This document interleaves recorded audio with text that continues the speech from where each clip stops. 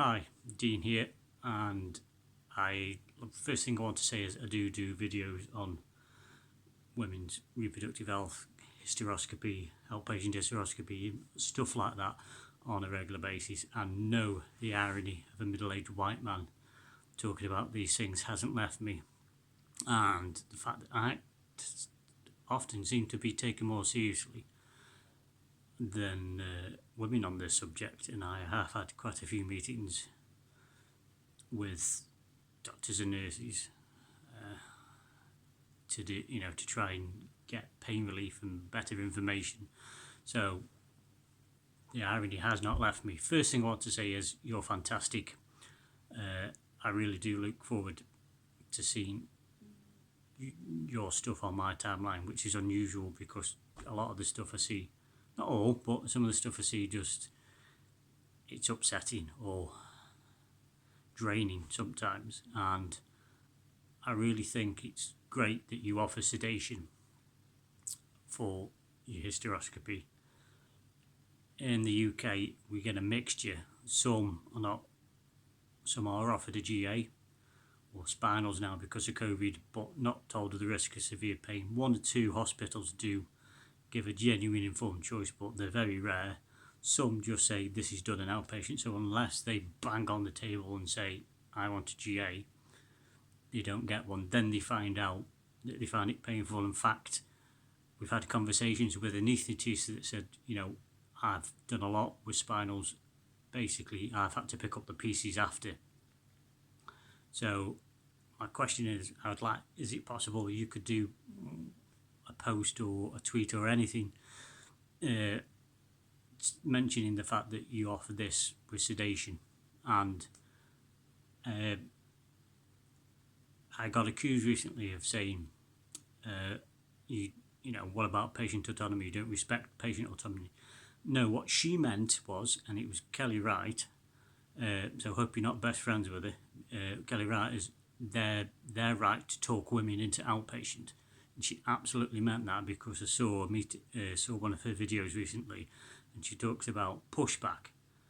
She couldn't be honest and say, no, someone had a very painful experience and said, why the hell are you doing this without any anaesthesia? So it's the dishonesty that really winds me up. Now, it's a bit of an issue, what do women normally choose, because when they first introduced to outpatient hysteroscopy in the UK, 74% wanted it and the rest wanted general. In countries like Australia, quite often it's done with sedation, and they say, anaesthesists complain, that says, I'll have what my friend had. So it's mostly done with a GA or anaesthesia, sedation, because that's what they normally do.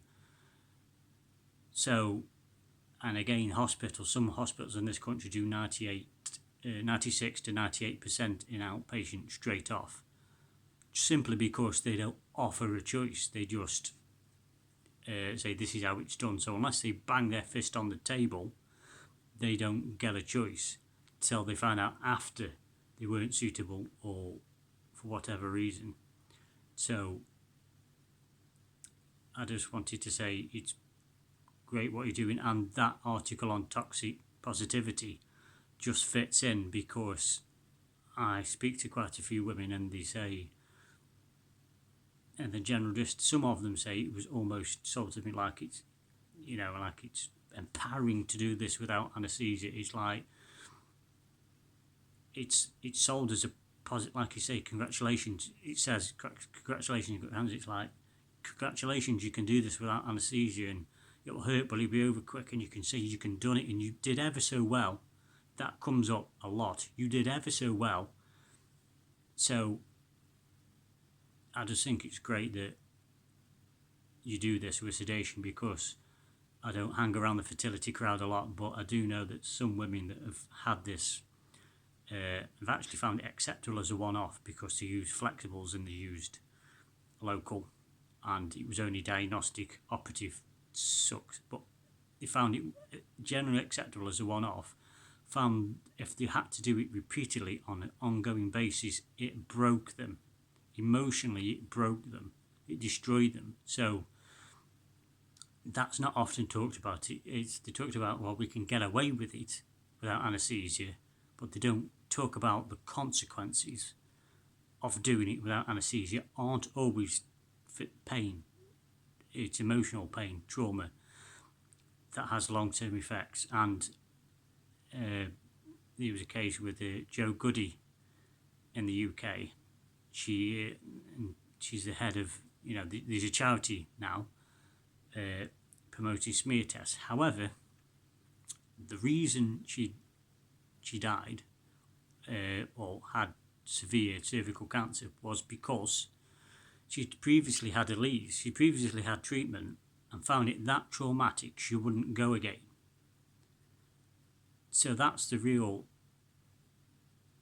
crux of the story, is the fact that if she'd had better treatment, she would have gone again, and if not lived, certainly had her life extended by quite a few years instead of dying at such an early age. So that's my question, is can you do a tweet or something, please, on the fact that you offer sedation and that sort of thing.